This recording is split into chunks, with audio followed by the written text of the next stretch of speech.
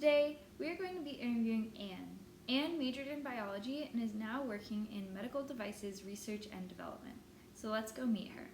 Hi, my name is Anne. I currently am located in San Diego, California, and I graduated from UC Riverside with a major in biology and a minor in ancient history. What kind of scientist would you define yourself as right now?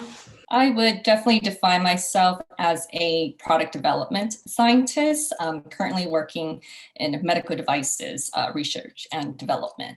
How did you first get interested in this specific field? I didn't really know that I had a real interest in science until my junior year in high school. So pretty late, during this time, college decisions was already being made. And it was honestly a high school teacher. I took a human physiology and anatomy biology course in high school. And my teacher for that class just really knew how to make it all interesting. He implemented a lot of disease learning throughout all the years and history. So it was just really fascinating. And from there, I just thought, hey, I'm pretty decent with all the other subjects.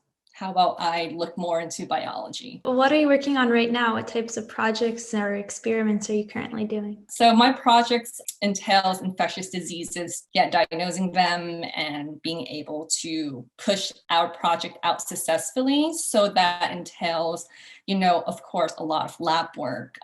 You have to be very well versed in the whole nature of standard operating procedures, those sort of documents. You will become familiar yourself. I myself have written, review, approved protocols and documents, and it's a mixture of testing and lab, really fun stuff. So, you're standing lab, you get to mix all these crazy materials and assemble things by hand. And then the more admin side, you do have to do a lot of paperwork and signing off. And because this is going to go into our healthcare, you want to make sure everything is correct, everything is honest, and you dot your I's and cross your T's for the FDA and other bodies to, trust your work. What do you find is the most rewarding part of your job? Absolutely the people I get to work with. I was always a sort of outsider growing up and, didn't really have a huge group of friends ever. And it was such a refresher going to these environments where it's very like-minded peers, they're all very curious, they're all very brilliant and innovative in their own ways. So it's sort of just a huge motivator just to go to work and get to see these people from day to day. What challenges did you face? One of the challenges that I definitely face is imposter syndrome. And, that's really common, especially among women and young girls. Second challenge is definitely burnout. I wish someone had maybe told me that before I came to the industry.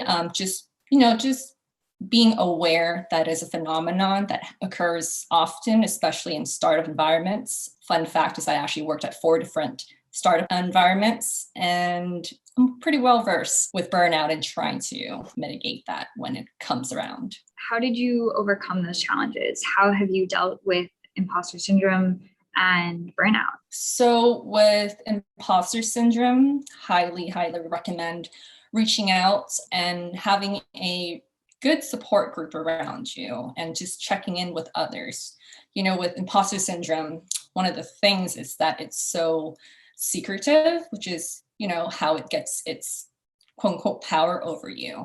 And when you're reaching out to people, you will find out many other people are in the same boat as you are. They're all figuring out as they go. And they all happen to have this philosophy of fake it till you make it. So you're definitely not alone. And to address the burnout that I would experience is, setting myself time to just relax. And it's not simply put on a face mask. It's, taking a few hours during a weekend to just go out and walk, or doing something that it's going to help me relax mentally, because with this job, it's very mentally taxing on you. So anything that you can mentally reset yourself, having a little brunch with friends or, get together with family, keep your mental state protected at all times. Who would you consider your biggest role model or a mentor that's been a really big inspiration for you? My mother is definitely my biggest inspiration.